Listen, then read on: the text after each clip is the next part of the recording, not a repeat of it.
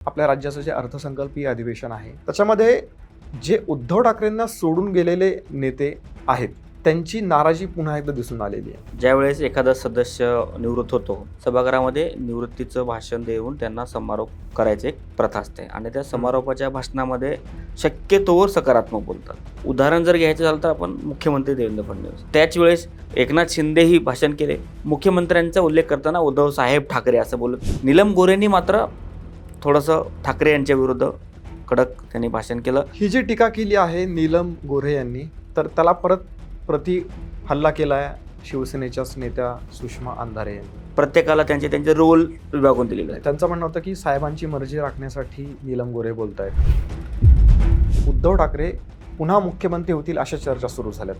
म्हणजे संजय राऊत यांनी खरं तर ही चर्चा पुन्हा सुरू केलेली आहे. प्रत्येक कार्यकर्त्याला आणि प्रत्येक लोकप्रतिनिधीला वाटतो की माझा नेता हा सर्वोच्च पदावर गेला पाहिजे. ज्या नेत्याला विधान परिषदेच्या कामकाजामध्ये भाग घ्यायला वेळ नाहीये, तर मग लोकांसाठी ते वेळ कसा देणार आहेत मुख्यमंत्री पदी बसल्याच्या नंतर? आपल्या राज्यामध्ये भोंदूबाबाचं प्रकरण चांगलं गाजलेलं आहे आणि अनेक नेत्यांच्या बोटाला जखमा होत आहेत. एखाद्याच्या बोटाला लागू शकतो ना, लागणार नाही असं थोडी आहे. आता सुनील तटकरे यांचं सुद्धा फोटो बरेच व्हायरल होत आहेत आणि त्याच्यावरती त्याचं स्पष्टीकरण असं आहे की दरवाजात अडकून माझ्या बोटाला जखम झालेली आहे. LPG साठी लोक रांगा लावत आहेत आणि पेट्रोल डिझेलसाठी सुद्धा रांगा लावत आहेत. नागरिकांच्या ज्या समस्या आहेत त्या सरकार खरंच ऐकून घेत आहे का?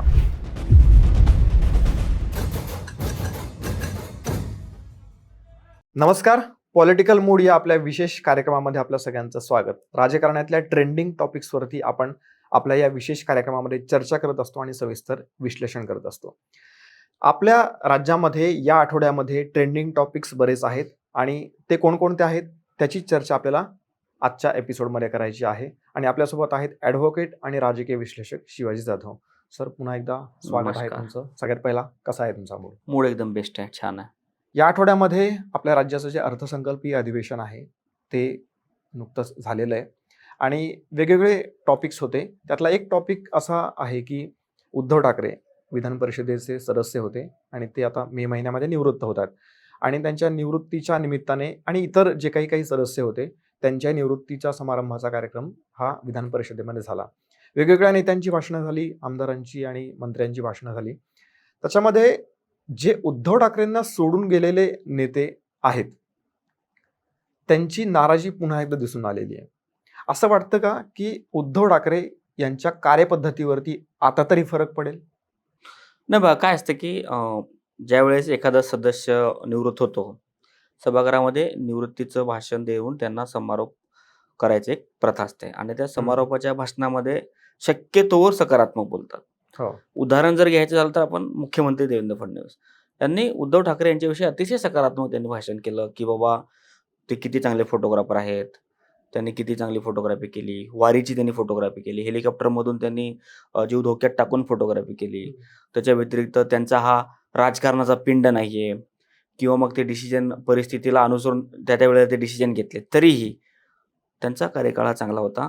बोलता बोलता त्यांनी एक गोष्ट सांगितली की अजून अधिकचं जर त्यांनी कामकाजामध्ये भाग घेतला असता, अजून सगळे सेशन जर त्यांनी अटेंड केले असते तर चांगलं झालं असतं, असा त्यांनी एक सल्ला दिला आणि निरोपाचं भाषण केलं. त्याच वेळेस एकनाथ शिंदेही भाषण केले. सभागृहामधून एकूण 9 सदस्य निवृत्त झालेत होतील मे महिन्यामध्ये. तर त्यांच्या प्रत्येकांच्या विषयी बोलताना प्रत्येक तिकडचा जो प्रमुख नेते ते भाषण करत होते. मुख्यमंत्र्यांचा उल्लेख करताना उद्धव साहेब ठाकरे असं बोललं तर मराठी मीडिया अतिशय एकदम गजाबपणे पूर्ण साहेब म्हटलं, सगळ्यांचे थंबनेल एकनाथ शिंदेने उद्धव ठाकरेंनी साहेब म्हणलं. पण ज्या वेळेस उद्धव ठाकरेंनी एकनाथ शिंदेला हिनवलं, कधी मिंदे म्हणलं, कधी काय म्हणलं, त्यावेळेस मीडियाने ते काही उचललं नाही. पण काही टोमणे मारलेच होते त्यांनी. त्यांच्या भाषणामध्ये त्यांनी टोमणे मारलेच आहेत. म्हणजे असं काही नाही की आणि मुख्यमंत्र्यांनी त्यांना सांगितलं सुद्धा ना की कोठ्याधीश, म्हणजे तुम्ही कोठ्या करत राहणारे कोठ्याधीश, असं त्यांनी ते उपाधी दिली. सर्वात चर्चेचं आणि आपण ज्याच्याविषयी आता बोलतो नाराज झाले असे सदस्य नीलम गोऱ्हे आहेत. नीलम गोऱ्हेंनी मात्र थोडंसं ठाकरे यांच्या विरुद्ध कडक त्यांनी भाषण केलं. सांगितलं की त्यांनी काय झालं, त्यांच्यामुळं कसं झालं, त्यांचा वेळ कसं मिळत नव्हतं किंवा त्यांच्यामुळे काय काय अडचणी झाल्या किंवा मग काय बरं अडचणी म्हणायला काय, शिवसेनेतलं ठाकरे गटातले लोक म्हणतात नीलमताई गोरेंना जवळपास 3-4 वेळेस आमदार तर ठाकरेंनीच केलं, बाळासाहेबांनी केलं, उद्धव ठाकरेंनी केलं. तरीही जाताना त्यांनी नाराजी व्यक्त करून त्यांनी सभागृहाच्या त्या ठिकाणी निरोप घेतला. याच्यावरून एकच असं लक्षात येतं की अजूनही गेलेले लोक उद्धव ठाकरेंच्या कार्यपद्धतीतून नाराज आहेत. त्याच्यासोबतच आत्ताही काही लोक नाराज आहेत. त्यांच्या सोबत जे लोक आहेत ना ते अजूनही नाराज आहेत. पण एकनाथ शिंदेनी साहेब म्हणून भाषण करून पुन्हा भेटूया, कोणाला भेटूया आपण सोबत, कोणाला भेटूया समोरासमोर म्हणजे इलेक्शनमध्ये भेटूया, असं त्या ठिकाणी समारोप केलं. मात्र नीलमताईंनी लक्ष वेधून घेतलं. पुढची टर्म नीलमताईंना शिवसेना शिंदे गटाकडून मिळेल नाही मिळेल तो येणारा काळ ठरवेल. तरी मुख्यमंत्र्यांनी त्यांना मात्र शुभेच्छा दिल्यात. येणाऱ्या काळामध्ये नीलमताई आपल्याला सभागृहामध्ये दिसतील. मार्ग जरी शिंदे साहेब त्यांच्या बाजूला बसतात त्याच्यामुळे ते फडणवीस साहेब बोलले की हा जरी मार्ग असला तरी आमचं काम शुभेच्छा द्यायचंय, यांनी जर पाठवलं तर ते येतील असं बोलले. पण येणारा काळ ठरवेल. अजून उद्धव ठाकरेंनी आपल्या स्वभावामध्ये काय बदल केलं पाहिजे हा येणारा काळ ठरवेल. ही जी टीका केली आहे नीलम गोऱ्हे यांनी, तर त्याला प्रति हल्ला केलाय शिवसेनेच्याच नेत्या सुषमा अंधारे यांनी. त्याच्याकडे कसं बघता? तेच म्हणलं ना की सुषमा अंधारे झाल्या, नीलम गोरे झाल्या. नीलम गोरे ह्या शिंदे गटाच्या बाजूने बोलणार, सुषमा अंधारे ह्या ठाकरे गटाच्या बाजूने बोलणार. प्रत्येकाला त्यांचे रोल वाटून दिले. एखाद्या कंपनीमध्ये एखाद्या ऑर्गनायझेशनमध्ये काम करत असताना प्रत्येकाचा रोल विभागून दिलेला आहे. त्यांचं म्हणणं होतं की साहेबांची मर्जी राखण्यासाठी नीलम गोरे बोलतायत, त्यांच्या साहेबांची. सुषमा अंधारे पण साहेबांचीच मर्जी राखण्यासाठी बोलतायत ना. म्हणजे मी रोलचं जे गोष्ट बोलतो ना, रोल असा आहे की आपल्या साहेबांविषयी आपल्या साहेबांची स्तुती करणं, आपल्या साहेबांविषयी बडेजाव करणं, आपल्या पक्षाविषयी चांगलं बोलणं, हा तर त्यांचा रोल आहे ना. मग एखाद्या रोलसाठी त्याला जर हायर केलं असेल, एखादं रोल त्यांना जर दिलं गेलं असेल तर त्यांचं काम आहे ते शिवसेना एकनाथ शिंदे गटासाठी बोलणं आणि त्यांच्या पक्षाच्या वाढीसाठी काम करणं हा नीलम गोरेचं काम आहे. अगदी त्याच उलट उद्धव ठाकरेंसाठी बोलणं, आदित्य ठाकरेंसाठी बोलणं, शिवसेना ठाकरे गटासाठी बोलणं आणि त्यांच्या विषयी समाजामध्ये जागरूकता निर्माण करणं हे सुषमा अंधारेचं काम आहे. प्रत्येक लोक आपापल्या रोलला ते ठिकाणी बजावत आहेत. त्यामुळे यांनी मर्जी राखली काय त्यांनी मर्जी राखली काय, दोघांचे रोल सेमच आहे. दोघं सगळे आपापल्या नेत्यांची मर्जी राखतच आहेत. कारण येणाऱ्या काळामध्ये नेत्यांकडूनच पक्षाकडून आपल्याला संधी मिळणार आहे, कामाची संधी मिळणार आहे. कोणाला पद मिळणार आहे, कोणाला विधान परिषद मिळणार आहे, कोणाला महामंडळे मिळणार आहेत, कोणाला कुठल्या एका पक्षाचं पद मिळतं. हे जोपर्यंत आपण नेत्यांच्या मर्जीत राहत नाही, नेत्यांसाठी बॅटिंग करत नाही, नेत्यांच्या बाजूने उभा राहत नाही, तोपर्यंत आपल्याला पदाची पद मिळेल याची शाश्वती नसते. तुम्ही आता उद्धव ठाकरेंच्या कार्यपद्धतीचा उल्लेख केला. आता नेमका अशा काळामध्ये तुम्ही हे प्रश्न उपस्थित केलाय की ज्या काळामध्ये उद्धव ठाकरे पुन्हा मुख्यमंत्री होतील अशा चर्चा सुरू झाल्यात. म्हणजे संजय राऊत यांनी खरं तर ही चर्चा पुन्हा सुरू केलेली आहे. त्यांना पत्रकार परिषदेमध्ये प्रश्न विचारण्यात आला होता विधान परिषदेच्या सदस्यत्वावरून आणि इतर एकूणच सगळ्या गोष्टीवरून. तेव्हा त्यांनी असं म्हटलं की 2029ला उद्धव ठाकरे मुख्यमंत्री होऊ शकतात आणि आम्ही तसे प्रयत्न नक्की करू. कसं आहे की परत तोच रोल झाला. नाही, माझा प्रश्न हा आहे की ज्या नेत्याला विधान परिषदेच्या कामकाजामध्ये भाग घ्यायला वेळ नाहीये, आपण मागच्या पण काही एपिसोडमध्ये चर्चा पण केली होती, म्हणजे सभागृहाच्या कामकाजामध्ये ज्यांना भाग घ्यायचा नाहीये, ज्यांना त्यांच्या कार्यकर्त्यांना नेत्यांना भेटायचं नाहीये, तर मग लोकांसाठी ते वेळ कसा देणार आहेत मुख्यमंत्री पदी बसल्याच्या नंतर, जर बसले तर? कसं आहे की संजय राऊतांपासून सुरुवात करूया. प्रत्येक नेत्याला, प्रत्येक कार्यकर्त्याला आणि प्रत्येक लोकप्रतिनिधीला वाटतो की माझा नेता हा सर्वोच्च पदावर गेला पाहिजे. आता संजय राऊतांचे नेते उद्धव ठाकरे आहेत आणि उद्धव ठाकरे राज्याचे मुख्यमंत्री झाले पाहिजे हे त्यांना वाटणं साहजिक आहे. हीच भावना त्यांनी माध्यमामध्ये व्यक्त केली. पण ते प्रॅक्टिकली आत्ता पॉसिबल आहे का? आत्ता तर नाहीये. पण 2029 त्यांनी टार्गेट ठेवलं. 2029ला काय होईल काय माहित नाही. 2024ला सगळ्यांचे हॉटेल्स बुक झाले होते, सगळ्यांचे मंत्रालय ठरले होते. महाविकास आघाडीचे लोकसभाचे निकाल बघून सगळ्यांना वाटलं होतं की आता सगळ्यांचे महाविकास आघाडीची सत्ता येते, मुख्यमंत्री कोण होणार. तिकडे नाना पटोले तयारी करत होते, इकडे उद्धव ठाकरे तयारी करत होते, तिकडे बाळासाहेब थोरात तयारी करत होते. पण निकाल बघून आपल्याला लक्षातच आलं की काय झालं त्यांचं. तर आपल्या नेत्यांविषयी चांगलं बोलणं, आपला नेता सर्वोच्च पदावर जाणं हे बोलणं त्या पक्षाच्या नेत्यांना प्रवक्ते, आता संजय राऊत प्रवक्तेच आहेत, त्यामुळं आपल्या नेत्यांविषयी चांगलं बोलणं हा त्यांचा रोल आहे. जसं मी आता सुषमा अंधारे आणि नीलम गोरे विषयी बोललो, सेम विथ संजय राऊतला पण तोच लागू होईल. पण आता ते सध्या तरी पॉसिबल नाही. येणाऱ्या काळामध्ये आता स्वतः मुख्यमंत्री त्यांच्या निरोपाच्या भाषणामध्ये बोलताना सांगितले की या सभागृहामध्ये माझी काही यायची इच्छा नव्हती, पण मी मुख्यमंत्री झाल्यामुळं मला त्या कायदेविषयक बंधनामुळे मला सभागृहात यावं लागलं. येणाऱ्या काळामध्ये विधान परिषदेमध्ये येणारे नाहीत असं आपण मागच्या एका एपिसोडमध्ये बोललो सुद्धा आहे. हो. पण 2029चे काय चित्र असतील, कसे बदलतील, लोकसभेमध्ये काय चित्र राहतील, या सगळ्या गोष्टीवर पुढच्या गोष्टी अवलंबून आहे. पण संजय राऊतांचं काम एकच आहे की आपल्या कार्यकर्त्यांना, आपल्या पक्षाचे जे नेते आहेत त्यांचं मोरल, त्यांचं कॉन्फिडन्स हाय ठेवणं आणि आपल्या पक्षावरती अपेक्षा ठेवणं आणि अपेक्षा ठेवून तसं काम करणं. त्याच्यासाठी त्यांनी आपल्या पक्षातील कार्यकर्ते नेत्यांना प्रोत्साहन देण्यासाठी किंवा प्रोत्साहित करण्यासाठी ते बोललेलं आहे. एवढंच आपण त्या ठिकाणी म्हणू शकतो. बरोबर. 2029चा तुम्ही उल्लेख केलात, पण 2029च्या आधी आणखी एक घटना घडणार आहे. 2028ला राज्यसभेच्या निवडणुका होत आहेत. काही निवृत्त होत आहेत सदस्य आणि काही नवीन जात आहेत. तर त्याच्यामध्ये संजय राऊत हे सुद्धा आहेत. आता संजय राऊत पुन्हा खासदार होतील की नाही ते माहीत नाही, पण आदित्य ठाकरे त्यांच्यावरती प्रचंड संतापलेत आणि प्रियंका चतुर्वेदी सुद्धा संतापल्यात. ज्यावेळेसपासून हे राज्यसभेच्या निवडणुका जाहीर झाल्या होत्या, 7 जागा ज्या रिक्त झाल्या, त्या ठिकाणी ज्या जागा भरायच्या होत्या, त्याच वेळेसपासून आदित्य ठाकरे हे प्रियंका चतुर्वेदीसाठी आग्रही होते आणि ती जागा आपण शिवसेनेने घेतली पाहिजे आणि शिवसेनेने लढवली पाहिजे यासाठी ते आग्रही होते. पण या सर्व रोजच्या पत्रकार परिषदांच्या ह्याच्यामध्ये संजय राऊत बोलून निघाले की शरद पवार जर येणार असतील तर आमचा त्यांना पाठिंबा आहे. असं जर संजय राऊत बोलले असतील तर मग तो एक प्रकारे ऑफरच आहे ना. हो. त्यामुळं शिवसेनेचा जो एक सदस्य निवडून येण्याची शक्यता होती, त्यांच्याकडे नंबर नव्हते. 20 आमदारांवर खासदार होत नाही. आदित्य ठाकरेंनी कितीही बोंबाबोंब केली काय आणि काही जरी त्यांनी केलं काय हो. तरी त्यांना काही शक्य नव्हतं. शरद पवार असल्यामुळेच महाविकास आघाडीने त्यांचा 7वा उमेदवार दिला नाहीये. हे आधी आदित्य ठाकरे आणि प्रियंका चतुर्वेदीने त्यांच्या सगळ्या सर्कलला मान्य करावं लागेल की 7वी जागा निवडून आणणं त्यांना म्हणावं तितकं सोपं नव्हतं. हो. जर त्यांनी शरद पवारांना पाठिंबा दिला नसता तर राष्ट्रवादी काँग्रेस शरद पवार गटाचे 10 आमदार, काँग्रेसचे 16 आमदार हे लोक थोडी शिवसेनेला सहकार्य केलेच नसते. तर हा तो जर तरचा विषय. पण ज्यावेळी संजय राऊतांनी शरद पवारांना ऑफर दिली, शरद पवार जर राज्यसभेवर जात असतील तर आमचं काही हरकत नाही किंवा आमचा त्यांना पाठिंबा आहे असं बोलून जी काही अपेक्षा, इच्छा, आकांक्षा जी काही ठाकरे गटाची होती, विशेषतः आदित्य ठाकरे आणि प्रियंका चतुर्वेदी या सर्कलमध्ये लोकांची होती, त्या अपेक्षावर पाणी फिरलं गेलं. म्हणूनच शरद पवार हे बिनविरोध राज्यसभेवरती गेलं आणि त्यांच्या हाती काही लागलेलं नाहीये. म्हणून ही जी चिडचिड आहे संजय राऊत आणि आदित्य ठाकरे यांच्यामध्ये वाढत गेली आणि ती आता त्यांच्या खासदारांमध्ये, त्यांच्या नेत्यांमध्ये पसरत चाललेली आहे. प्रियंका चतुर्वेदीचं पण हेच म्हणणं होतं की किमान तुम्ही चर्चा करायला पाहिजे होती आधी. मग संजय राऊतांच्या आधीच्या पण आपण पत्रकार परिषदा बघितल्या किंवा त्यांची एकूणच ज्या काही प्रतिक्रिया असतात माध्यमांच्या समोरच्या, त्या जर आपण बघितल्या तर असं नेहमी वाटतं की ते आपल्या पक्षातल्या नेत्यांशी बोलत नाहीत आणि आपले जे सहकारी पक्ष आहेत म्हणजे राष्ट्रवादी काँग्रेस असेल आणि काँग्रेस हा पक्ष असेल त्यांच्या बाबतीतले सुद्धा बऱ्याचशा गोष्टी ह्या परस्पर जाहीर करून टाकतात. तर ही कार्यपद्धती वाटत नाही का कुठेतरी चुकीची? आणि परत त्यांचं काय म्हणणं असतं की मी रोकटोक बोलतो म्हणून मग काही जणांना प्रॉब्लेम होतात. खरं ना. बघा, संजय राऊत आता 2019 महाविकास आघाडीच्या प्रयोगापासून संजय राऊत जास्त प्रकर्षाने लोकांच्या समोर आले. त्याच्या आधी ते सामनामध्ये लिहायचे तेव्हा पण काही लोक त्यांना ओळखायचे.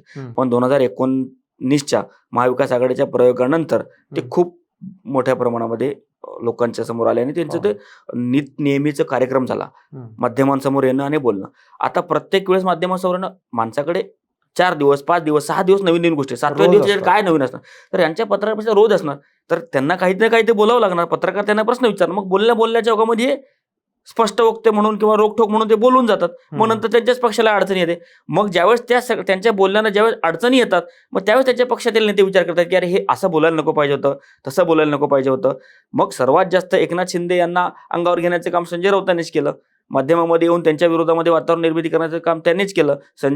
एकनाथ शिंदे आणि त्यांच्या पक्षातील लोकांना गद्दार म्हणा, मिंदे म्हणा, असे सगळे जे काही टोपण नावं त्यांनीच दिली. माध्यमामध्ये येऊन त्यांनी सगळ्याला केली. तर शिवसेनेला फायदा व्हावा म्हणूनच संजय राऊत बोलत असतात, त्याच्यात काही दुमत नाही. पण त्याचा फायदा कमी आणि नुकसान जास्त झालेलं दिसला. उलट हा प्रियंका चतुर्वेदीसाठी ज्यावेळेस इतकं संघर्ष होतो तर या सगळ्या मानामध्ये एकनाथ शिंदे कित्येक पटीने सरस आणि चांगले म्हणावं लागेल.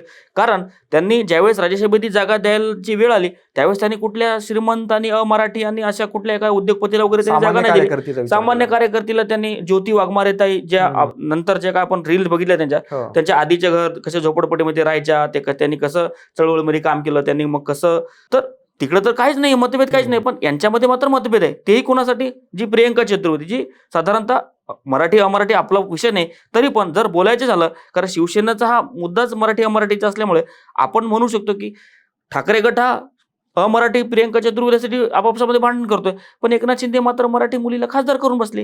हो. तर या जे राज्यसभेच्या जी लढाई आहे त्याच्यामध्ये एकनाथ शिंदे 100% जिंकलेत. पण हे सगळं वाद चालू असताना असं कधीच उद्धव ठाकरेच्या पक्षाला असं वाटत नाही की इतर आपले जे सहकारी पक्ष आहेत त्यांचा आपल्या कार्यपद्धतीमुळं त्यांना फायदा होतोय, ह्याचा विचार किंवा ह्याचं आत्मपरीक्षण ते कधी करतील असं वाटत नाही. मगाशी तुम्ही नीलम गोऱ्हेंचा उल्लेख केला किंवा इतर काही सोडून गेलेल्या नेत्यांचा विचार केला, पण एवढे सगळे नेते सोडून गेल्याच्या नंतर सुद्धा आज घडीला उद्धव ठाकरेंच्या कार्यपद्धतीमध्ये काहीच फरक पडलेला नाही, ना संजय राऊतांच्या कार्यपद्धतीत नाही, काही काय फरक असतं पडलाय. बघा की ठाकरे बाणा म्हणून मागच्या 20-25 वर्षापासून मराठी माध्यमांनी त्यांना त्यांच्या डोक्यामध्ये एक काय म्हणू आपण, ठाकरे म्हणजे तुम्ही महाराष्ट्राचे सर्वोत्कृष्ट आहात, तुम्हीच ब्रँड आहात, असं एक जे काही आपण फुगवलेला जो काही हो. म्हणून राजकीय दृष्ट्या त्यांना जो काही मान दिला, त्यांना जो काही आपण त्यांचं वलय निर्माण करण्याचा प्रयत्न केला मराठी माध्यमांनी आणि त्याच्या इकोसिस्टीममध्ये लोकांनी. बाळासाहेब असताना ओके, बाळासाहेब ठाकरे होते, त्यांचा ऑरा वेगळा होता, त्यांचे शब्द ऐकणारे, त्यांच्या शब्दाला कुठलंही ऍक्शन घेणारे कार्यकर्ते होते, त्यावेळेस शिवसैनिक होते. आत्ता तसं राहिलेलं नाहीये. बाळासाहेबांचं राजकारणाची काळ वेगळं, बाळासाहेबांचा राजकारणाचा काळ वेगळा झाला, त्यावेळेसचे चॅलेंजेस वेगळे होते. आत्ताचं राजकारण वेगळं आहे, आत्ताचे चॅलेंजेस वेगळे आहे आणि त्या काळचे विरोधक पण वेगळे होते आणि या काळचे विरोधक पण वेगळे आहेत. हो. या काळचे विरोधक हे सगळ्या दृष्टीने तयार आहेत, वैचारिकदृष्ट्या तयार आहेत, सामग्रीने तयार आहेत, कार्यकर्ते त्यांच्याकडे आहेत, नेते त्यांच्याकडे आहेत, त्यांच्याकडे नीती पण आहे, त्यांच्याकडे प्लॅन पण आहे, त्यांच्याकडे कार्यक्रम पण आहे. म्हणजे मी भाजपची बोलतो, भाजपसोबत लढणं ठाकरे बाणा नाही चालणार. भाजपचं लढत भाजपच्याच प्लॅननं लढावं लागेल, भाजपच्याच प्रमाणे प्लॅनिंग करावं लागेल, तरच तुम्ही भाजपसोबत टिकाल. नाहीतर मी ठाकरे आहे, मी घरातूनच पक्ष चालवेल, मला काय गरज आहे लोकांमध्ये जायची, लोक माझ्याकडे आलं पाहिजे, हा तर कुठंतरी त्यांनी मागं ठेवला पाहिजे. याच्यावरती मी मागं 1-2-3 वर्षापूर्वी ज्यावेळेस हा सगळं पक्षाचं हे झालं त्यावेळेस मी लेख लिहिलं होतं की ठाकरेंच्याच या सगळ्या कार्यशैलीमुळेच पक्ष फुटला, असं मी एक लेख लिहिला होता. तर तशी ती परिस्थिती आहे की आत्ता मी बाळासाहेबांप्रमाणे पक्ष चालू का असं नाही चालणार.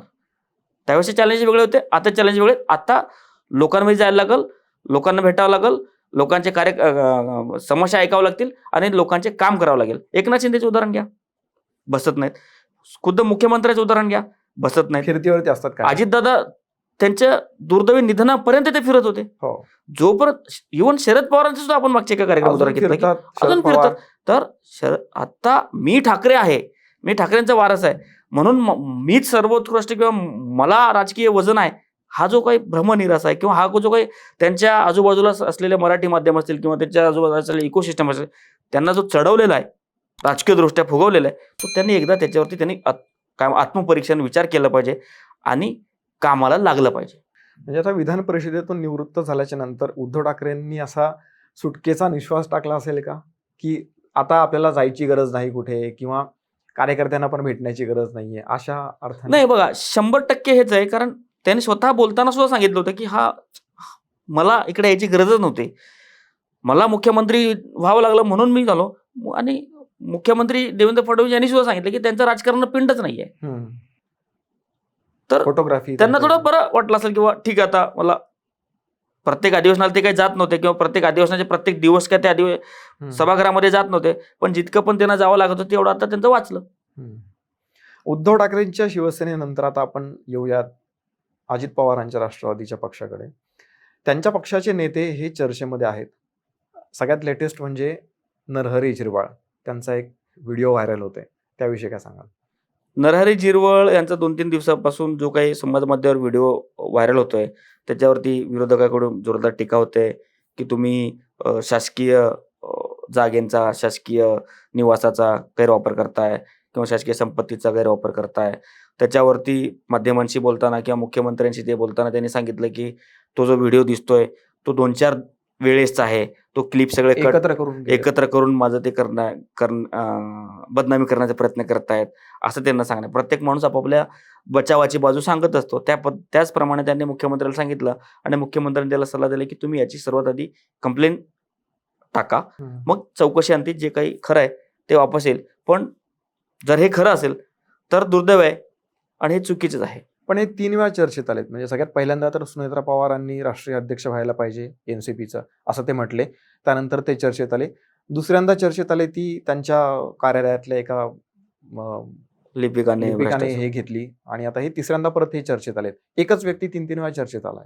बरोबर, एकदा झालं, दोनदा झालं, म्हणजे सतत जर एखाद्या व्यक्तींच्या काही गोष्टी बाहेर येत असतील तर मग ते बरोबर नाही. आणि सरकार म्हणून त्यांच्यावरती जर हे जे व्हिडिओ असतील, हे जे सगळ्या गोष्टी जर खऱ्या असतील तर त्यांनी या गोष्टी लक्षात घेऊन त्यांनी राजीनामा दिला पाहिजे असं प्रत्येक. त्यांच्याच पक्षातला आणखी एक म्हणजे आता नवीन नेता आहे खरं तर आपण म्हणूया पार्थ पवार, जे आता नुकतेच राज्यसभेचे सदस्य झालेले आहेत. ते सुद्धा चर्चेत आलेत. मुंडवा जमीन गैरव्यवहार प्रकरणी त्यांची चौकशी सध्या सुरू आहे का नाही ते पण माहीत नाहीये. पण विरोधकांचे असे आरोप आहेत की त्यांना वाचवण्याचा प्रयत्न केला जातोय किंवा क्लीन चिट देण्याचा प्रयत्न केला जातोय. विशेषतः अंबादास दानवे यांनी हा आरोप केलाय. बघा, अंबादास दानवे हे विरोधी पक्षातले आहेत आणि त्यांचं काम आहे टीका करणं, त्यांनी टीका केली. पण आपण पत्रकार म्हणून, आपण राजकीय क्षेत्रामध्ये काम करणारे लोक म्हणून आपण त्या अहवाल येण्याची आधी वाट बघितली पाहिजे. अहवाल येईल, अहवालामध्ये काय ते बघितले पाहिजे. पण खूप उशीर होतोय असं नाही वाटत? नाही, आणि चौकशी आहे, चौकशी सगळ्या अंगाने त्या चौकशी करावं लागणार आहे आणि क्लीन चिट देणार आहे असं जे अंबादास दानवे बोलले. तर मुख्यमंत्री हाऊसमध्ये बोलताना सांगितलं की मी प्रत्येकाला क्लीन चिट देत नाही, जे क्लीन आहेत त्यांनाच मी क्लीन चिट देतो, असं मुख्यमंत्री देवेंद्र फडणवीस यांनी विधानसभेमध्ये एका दुसऱ्या प्रकरणाविषयी बोलताना त्या दिवशी सांगितलं की प्रत्येकाला क्लीन चिट मिळणार नाही, तर आपण सर्वांनी अहवाल येण्याची वाट बघितलेलं योग्य राहील. शिवसेना पक्षाचे एक नेते आहेत शंभूराज देसाई. ते नेते आहेत म्हणजे ते आमदार सुद्धा आहेत आणि मंत्री सुद्धा आहेत. आणि गंभीर गोष्ट म्हणजे एक आमदार असलेल्या किंवा मंत्री असलेल्या एका व्यक्तीला पोलीस फरफटत नेत आहेत, मारहाण करतायत. आणि त्यांनी स्वतः सुद्धा असा आरोप केलेला आहे की पोलीस एखाद्या घरगड्यासारखं वागतायत. या आरोपामध्ये किती तथ्य वाटतं आणि महाराष्ट्राच्या दृष्टीने ही गोष्ट लाजिरवाणी नाही का? नाही, आता हा आपण पूर्ण प्रकरणाकडे आपण लक्ष देऊया. शंभूराज देसाई म्हणतात त्याप्रमाणे जी झटापट झाली तो प्रसंग होता सातारा जिल्हा परिषदेच्या अध्यक्षाच्या निवडीचा. बरोबर. सातारा जिल्हा परिषद अध्यक्ष निवडीमध्ये निकाल लागला. त्या ठिकाणी भाजप हा वेगळा लढला, शिवसेना आणि अजित पवार गट एकत्र लढले. पण त्यातही शिवसेना आणि भाजप कोरेगावमध्ये ज्या ठिकाणी महेश शिंदे आमदार आहेत त्या ठिकाणी भाजप आणि शिवसेना एकत्र लढले. इतर जिल्ह्यामध्ये इतर ठिकाणी भाजप विरुद्ध शिवसेना शिंदे गट विरुद्ध अजित पवार गट होतं कोरेगावकडं. निकाल लागले. निकालामध्ये 20 जागा शिंदे गटाला आल्या, 15 जागा अजित पवार गटाला आल्या आणि त्या ठिकाणी भाजपला 27 जागा आल्या. बहुमताला त्या ठिकाणी 33 मताची आवश्यकता होती. आता निकाल लागल्यापासून ते आपल्या जिल्हा परिषदेच्या अध्यक्षाच्या निवडीपर्यंत त्या ठिकाणी जवळपास सव्वा महिन्याचा तो कालावधी गेला. त्या कालावधीमध्ये शिवसेना शिंदे गट आणि अजित पवार गट यांनी त्यांच्या सदस्याला बाहेरच्या रिसॉर्टमध्ये किंवा काय म्हणून आपण पर्यटनला वगैरे पाठवलं, जेणेकरून त्या लोकांचे मतपरिवर्तन होऊ नये म्हणून. त्या मतपरिवर्तन होऊ नये म्हणून ज्या दिवशी मतदान होतं त्या दिवशी सगळे सदस्य आले आणि त्या सदस्य येण्याच्या मध्ये शंभूराज देसाई स्वतः त्या जिल्हा परिषदेच्या अध्यक्ष निवडीच्या जिल्हा परिषद कॅम्पसमध्ये गेले, प्रिमायसेसमध्ये गेले. त्या ठिकाणच्या कार्यकर्त्यांची झटापटी झाली. त्याच्यामध्ये शंभूराज देसाईला धक्का लागला आणि त्यांच्या बोटाला काहीतरी लागला आणि त्याचं रक्त आला. हा त्यांचा आरोप आहे. आता ह्या आरोपामध्ये आपण असं म्हणायला गेलो तर तिथं ही लढाई भाजप विरुद्ध शिवसेना नाहीये. ही लढाई एकनाथ शिंदे विरुद्ध देवेंद्र फडणवीस नाहीये. ही लढाई तिथं 2 तालुक्याची आहे. शंभूराज देसाई त्यांच्या मतदारसंघामध्ये भाजपचे सत्यजित पाटणकर त्यांच्या विरोधात आहे आणि महेश शिंदे विरुद्ध शशिकांत शिंदे अशी त्या ठिकाणी लढाई आहे. येणाऱ्या काळामध्ये आपण जर महाविकास आघाडी सोबत गेलो, म्हणजे महेश शिंदे शिवसेनेचे आमदार आहेत, ते जर महाविकास आघाडी सोबत गेले तर त्यांच्या विरोधात लढलेले तिथं शशिकांत शिंदे. मग शशिकांत शिंदे सोबत जाण्यापेक्षा आपली जी नॅचरल अलायन्स आहे, आपण ज्या अलायन्स सोबत राज्यामध्ये सरकारमध्ये आहोत त्यांच्यासोबत गेलं पाहिजे, ही भूमिका महेश शिंदेची आहे. त्याच्यासोबतच शंभूराज देसाईची काय भूमिका आहे, माझ्या तालुक्यामध्ये माझ्या जिल्ह्यामध्ये भाजप मला पर्याय उभा करते, सत्यजित पाटणकरला भाजपमध्ये घेतलंय, त्यामुळे येणाऱ्या काळामध्ये सत्यजित पाटणकर हे शंभूराज देसाईला आव्हान देऊ शकतात. कारण मागच्या अनेक वर्षांपासून ते एकमेकांच्या विरोधक म्हणून ओळखले जातात. ही त्या दोन लोकांची आपापसातली लढाई आहे. त्या लढाईचे परिणाम म्हणून त्या जिल्हा परिषदेच्या निवडणुकीमध्ये झाला. अजून एक गमतीची गोष्ट सांगतो. सातारा जिल्हा परिषदेच्या निवडणुकीमध्ये अध्यक्ष जरी भाजपचा झाला असला, भाजपच्या तिकिटावर जरी निवडून आल्या असल्या त्या शिंदे मॅडम, त्या आहेत महेश शिंदेच्या सुविद्य पत्नी. महेश शिंदे शिवसेनेचे आमदार आहेत, त्यांच्या पत्नी भाजपमध्ये आहेत, त्या भाजपच्या जिल्हा परिषदेचे अध्यक्ष झाल्यात. आणि या सगळ्या प्रकरणामध्ये भाजपची जोरदार बाजू ज्यांनी लावली जयकुमार गोरे आणि शिवेंद्रराजे भोसले. शिवेंद्रराजे भोसले, जयकुमार गोरे विरुद्ध शंभूराज देसाई, मकरंदाबा पाटील, शशिकांत शिंदे. शिवेंद्रराजे भोसले भाजपकडून, शिवेंद्रराजे भोसले, जयकुमार गोरे, महेश शिंदे. दुसऱ्या आघाडीकडून शंभूराज देसाई, मकरंदाबा अजित पवार गटाचे आणि शशिकांत शिंदे पवार गटाचे. ह्या सगळ्या लढाईमुळे या सगळ्या लढाईमध्ये भाजपने ज्यावेळेस मतदान होतं त्यावेळेस 1-2 अजित पवार गटाचे 1-2 शिवसेनेच्या लोकांनी क्रॉस वोटिंग केलं आणि भाजपचा त्या ठिकाणी शिंदे मॅडम एकमताने निवडून आल्या. राज्यसभे जिल्हा परिषदेचे अध्यक्ष झाला. आता याचा पडसाद 2-3 दिवसानंतर सभागृहामध्ये उमटले. शंभूराज देसाई यांनी विधान परिषदेमध्ये त्यांची कैफियत मांडली, मकरंदाबाने विधान परिषदेमध्ये कैफियत मांडली. मग नीलम गोरे यांनी तिकडचा जो अधिकारी आहे दोषी म्हणून जो त्या जिल्ह्याचा एसपी होता त्याचं निलंबन केलं. मग पुन्हा राम शिंदे आले, मग पुन्हा देवेंद्र फडणवीस आले. त्यांनी सांगितलं की सभापतीने दिलेला आदेश अंतिम नसतो, कारवाई चौकशी करण्यात येईल, पण त्याच्यावरती हा जो निलंबनाचा जो आदेश आहे तो त्या ठिकाणी राम शिंदे यांनी तज्ज्ञाची समिती नेमून त्याच्यावरती येणाऱ्या काळामध्ये डिसिजन घेईल असं त्या ठिकाणी सांगितलं. तर ही लढाई जी माध्यमामध्ये जी आपल्या सगळ्या वर्तुळामध्ये जी चर्चा ना, ही लढाई भाजप विरुद्ध शिवसेना नाही, ही लढाई देवेंद्र फडणवीस विरुद्ध एकनाथ शिंदे नाहीये, तर ही लढाई महेश शिंदे विरुद्ध शशिकांत शिंदे, शंभूराज देसाई विरुद्ध सत्यजित पाटणकर एवढीच ही लढाई आहे. याच्यामध्ये बहुमत नसताना भाजपचा जिल्हा परिषदेचा अध्यक्ष झाला. तुम्ही आता उल्लेख केला बोटाला लागल्याचा, तर आता सध्या एक ट्रेंड पण चालू आहे आपल्या राज्यामध्ये. भोंदूबाबाचं प्रकरण चांगलं गाजलेलं आहे आणि अनेक नेत्यांच्या बोटाला जखमा होत आहेत आणि बहुतांशी नेत्यांच्या जखमा ह्या दरवाजात बोट अडकून झालेल्या आहेत. याच्यावरती काय सांगाल तुम्ही? नाही, काय असतं की आता तुम्ही जे बोलताय कोड्यामध्ये ते मी सांगतो स्पष्ट करून. बघा, शंभूराज देसाईला जसं बोटाला लागलं तसं इतर नेत्यांच्या पण लागलं, तुम्ही असं बोललात. उदाहरण जर द्यायचं झालं तर रुपाली चाकणकर यांच्या बोटाला बँडेज लागलं. जे दरम्यान हा जो सगळा जो खराबचा प्रकरण बाहेर आला त्याच दरम्यान त्याला टीका करण्यासाठी म्हणून सुषमा अंधारे यांनी सांगितलं की बोटाला तुम्ही काय रक्त वाहिलं का किंवा अघोरी प्रथा केली का, जादूटोना केला का, हा त्यांनी शंका उपस्थित केल्या. त्याच सुषमा अंधारे आहेत ज्यांचं आयुष्य चळवळीमध्ये काम केलं, अंधश्रद्धा निर्मूलनाची भाषा केली, भूत मानू नका, देव मानू नका, प्रथा मानू नका, या मानू नका, त्या मानू नका करण्यामध्ये त्यांचं आयुष्य केलं. त्याच आता या सगळ्या प्रकाराला टीकेच्या स्वरूपामध्ये मान्य करतायत का, असं त्या ठिकाणी प्रश्न निर्माण झाला. आणि एखाद्याच्या बोटाला लागू शकतो ना, लागणार नाही असं थोडी आहे. सुनील तटकरे यांचं सुद्धा फोटो बरेच व्हायरल होत आहेत आणि त्याच्यावरती त्याचं स्पष्टीकरण असं आहे की दरवाजात अडकून माझ्या बोटाला जखम झालेली. लागला बी असेल असं आपण शक्यता नाकारता येत नाही ना, असं लागलं पण असेल बोटाला एखाद्या, काय अडचण नाही. खूपच म्हणजे योगायोग, म्हणजे दुर्मिळ योगायोग आहे हा खरं तर, असं आपण म्हणूया. लागू पे शकतं, काय त्याच्यामध्ये हे नाहीये. अशोक खरात भोंदूबाबाचं प्रकरण तर सध्या राज्यभर चालूच आहे. ते किती दिवस चालू राहील माहित नाही. त्या माणसाला क्लीन चिट मिळेल, क्लीन चिट म्हणण्यापेक्षा आपण म्हणूया चौकशी निष्पक्ष होईल की नाही हे आता येणाऱ्या काळामध्ये कळेल. याच्यावरती आपण मागच्या एपिसोडमध्ये सविस्तर चर्चा केली होती. नाही, चौकशी निष्पक्षच होईल. त्याला पोलीस कोठडी मिळालेली आहे 29 मार्च पर्यंत. पोलीस तिची झाडाझडती घेत आहेत. ज्या पद्धतीने त्यांनी जे काही कृत्य केलंय त्याला तर सोडलं जाणार नाही याची तर 100% खात्री आहे.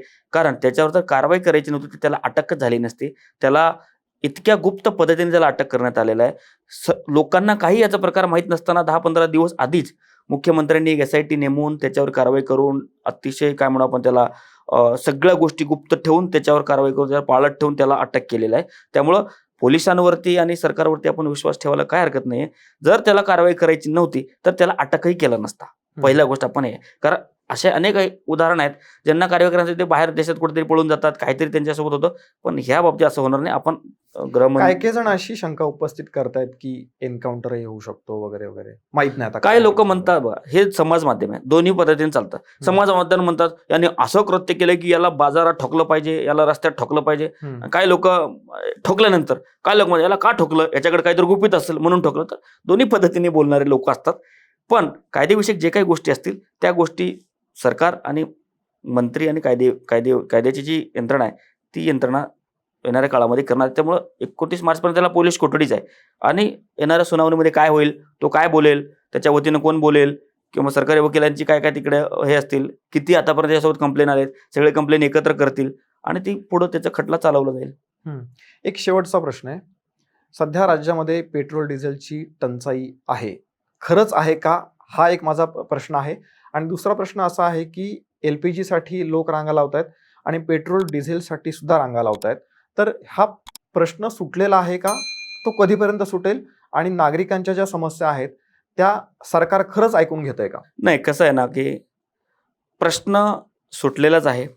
वारंवार केंद्र सरकार याच्याविषयी पत्रकार परिषद घेते, रोज अपडेट देत असतात की काही अडचण नाहीये, काही अडचण नाहीये. 2 दिवसाच्या पूर्वी जे इंधन विकणाऱ्या कंपन्या आहेत, हिंदुस्थान पेट्रोलियम झालं, भारत गॅस झालं, इंडियन ऑइल झालं, या सगळ्या लोकांनी स्वतः त्यांच्या ऑफिशियल हँडल्सवरून कम्युनिकेट केलंय की कुठेही काहीही कमतरता नाहीये. जितकं त्या जिल्ह्याला, त्या गावाला, त्या शहराला लागणार तेवढं साठा मुबलक आहे. पण लोकांच्या मनामध्ये एक शंका आहे की आपल्याकडे अधिकचे घेऊन ठेवलं पाहिजे. आता तुम्ही जर बघा तर नियमित जेवढी मागणी असते त्याच्यापेक्षा कैक पटीने मागणी आता वाढलेली आहे. का तर लोकांना वाटतं की आता आपल्याकडे बचत म्हणून किंवा येणाऱ्या काळामध्ये जर असं काही झालं तर आपल्याकडे राहिलं पाहिजे म्हणून लोक गर्दी करतात. तरी मुख्यमंत्र्यांनी असेल, CMOच्या हँडलवरून झाले, सगळ्यांना आवाहन केलं गेलेलं आहे, कुठेही त्याची कमतरता नसणार आहे. जेवढं लागणार आहे तेवढं मिळणार आहे. उदाहरणादाखल घ्यायचं झालं तर नांदेडच्या जिल्हाधिकारी कर्डिले त्यांनी एक काय म्हणू आपण माध्यमांना एक व्हिडिओ बनवून त्यांनी सांगितलं की नांदेड जिल्ह्यामध्ये कुठलेही हे नाही आहे. प्रत्येक जिल्ह्याच्या प्रशासकीय अधिकाऱ्यांनी त्या ठिकाणच्या जिल्हाधिकाऱ्यांनी पत्रकं काढलीत की जिल्ह्यामध्ये कुठल्याही प्रकारची शॉर्टेजेस नाही आहे. पण लोकांनी आपली काळजी म्हणून ॲडव्हान्स बुकिंग करतायत, किंवा मग आपल्याकडे आता माझ्या गाडीमध्ये मी समजा नेहमी 200चे पेट्रोल टाकत असेल तर मी आता 500 टाकून घेतोय किंवा मी 1000चं टाकून घेतोय, जेणेकरून येणाऱ्या काळामध्ये जर तशी काही परिस्थिती निर्माण झाली तर मी सेफ राहिलं पाहिजे. हीच एवढं फरक आहे. आणि सर्वात महत्त्वाचं म्हणजे आज केंद्राकडून एक सांगण्यात आलं की क्रूड ऑइल या सगळ्या युद्धाच्या आधी 70-72 रुपये पर बॅरल मिळायचा आणि आत्ता तो जवळपास 122-120 रुपयाला मिळतो. तो जो वाढलेला भार आहे, तो वाढलेली जी किंमत आहे, ते थेट ग्राहकांना न पडता केंद्र सरकार आता ते पैसे, अधिकचे जे पैसे लागणार आहेत, जे भाव वाढणार होते ते भाव आता वाढणार नाही, ग्राहकांना त्याचं झळ बसणार नाही. जेवढे काही वाढीव भाव आहे, जेवढा काही पर्सेंटेज वाढणार आहे, तेवढा सगळा भार हा केंद्र सरकार उचलणार आहे. त्यामुळे केंद्र सरकार सगळ्या गोष्टी भरणार आहे. त्यामुळे एक ग्राहकांना त्या ठिकाणी सवलत मिळाली आपल्याला असं म्हणावं लागेल. गॅसचं पण आपण बोलायला जातो, गॅसचे पण सेम लोक ॲडव्हान्स बुकिंग करतात. असं मला एकही दिसलं नाही की हॉटेल व्यावसायिक तर काही ठिकाणी बंद आहेत, त्याला आपल्याला मान्य करावं लागेल. प्रत्येक गोष्टीला आपल्याला कुठंही काही नाही असं म्हणणं पण चांगलं नाही. काही ठिकाणी हॉटेल्स बंद आहेत, पण जे सिव्हिलियन्स आहेत किंवा आपले नागरिक आहेत, नागरिकांचा काही अडथळा नाहीये. असं मला अजूनही आढळलं नाही की एखाद्याच्या गाडीमध्ये पेट्रोल लाईन, रस्त्यामध्ये गाडी थांबली, त्याच्याकडे पेट्रोल असंही दिसलं नाही, किंवा एखाद्याकडे गॅस नाही, त्याची चूल बंद आहे असंही मला दिसलं नाही. आतापर्यंत सगळं सुरळीत आहे. आणि वेळोवेळी सरकार आणि त्या संबंधित लोकांनी आवाहन करतात की शॉर्टेज कुठेही नाहीये, किमती वाढणार नाहीयेत, पण लोकांनी काळजीपोटी या सगळ्या गोष्टी करून घेतात. किमती वाढणार नाहीयेत पण कमी होतील अशी आपण अपेक्षा करूया. कारण हे जे 13 रुपयावरून 3 रुपये आणि हा जो काही कमी केलेला आहे थोडासा दर, तर त्याचा ग्राहकांना थेट फायदा बसेल अशी आपण अपेक्षा करूया. आणि ग्राहकांनी सुद्धा एक गोष्ट लक्षात ठेवली पाहिजे की जर सरकार आवाहन करतंय की तुम्हाला जेवढं गरजेचं आहे तेवढंच तुम्ही पेट्रोल भरा, म्हणजे पेट्रोलसाठी ज्या तुम्ही आता सांगितलं की रांगा लावतायत, तर पुरवठा आणि मागणी ही साखळी कुठेतरी इम्बॅलन्स होती याच्यामुळे. बरोबर. म्हणून जे असं ठरवलंय 200 रुपयाचं पेट्रोल 2 व्हीलरसाठी आणि 1200 किंवा जो काही त्यांनी आकडा ठरवलाय की 4 व्हीलरसाठी एवढं पेट्रोल एका वेळेला दिलं जाईल आणि 2 व्हीलरसाठी दिलं जाईल, तर तेवढंच खरं तर लोकांनी भरलं पाहिजे आणि त्या आवाहनाला खरं तर प्रतिसाद दिला पाहिजे. लोकांसोबतच जे डीलर आहेत आता ऑइल कंपनीच्या आवाहन केलं किंवा सरकारने आवाहन केलं तर डीलर आहेत, गॅस एजन्सीवाले असतील किंवा पेट्रोल पंपवाले असतील, त्यांनी पण या सगळ्या सूचनांचं काटेकोरपणे पालन केलं पाहिजे. मग त्यांनी साठेबाजी नाही केली पाहिजे किंवा मग त्यांनी ग्राहकांना विलंब नाही केला पाहिजे किंवा ग्राहकांना न देता ताटकं ठेवलं नाही पाहिजे. हे सगळ्या गोष्टी आपापले रोल सगळ्यांनी व्यवस्थित त्या ठिकाणी जबाबदारी पार केली तर ह्याही जो काही आपलं परिस्थिती आहे याच्यातून पण आपण निघून जाऊ. कार्यक्रमाच्या शेवटी एवढीच अपेक्षा करूया की जे काही इम्बॅलन्स झालेलं आहे प्रत्येक गोष्टी म्हणजे राजकारणामध्ये असो किंवा मग सर्वसामान्यांचे जे काही प्रश्न असतील त्या बाबतीत असो, सकारात्मक काहीतरी घडावं अशीच आपण अपेक्षा करूया. आज Yes. तुम्ही इथं आलात आणि सविस्तर विश्लेषण केलं त्याबद्दल धन्यवाद. धन्यवाद. प्रेक्षकांनो, आजच्या आपल्या मराठी मूडच्या पॉलिटिकल मूड या विशेष कार्यक्रमामध्ये आपण इथं थांबणार आहोत. नेहमीची आठवण, आमचे व्हिडिओ आवडत असतील तर लाईक करा, शेअर करा, चॅनलला सबस्क्राईब करा, तुमचे सजेशन्स आम्हाला कळवा, प्रतिक्रिया कळवा आणि मराठी मूड बघत राहा. धन्यवाद. जय हिंद, जय महाराष्ट्र.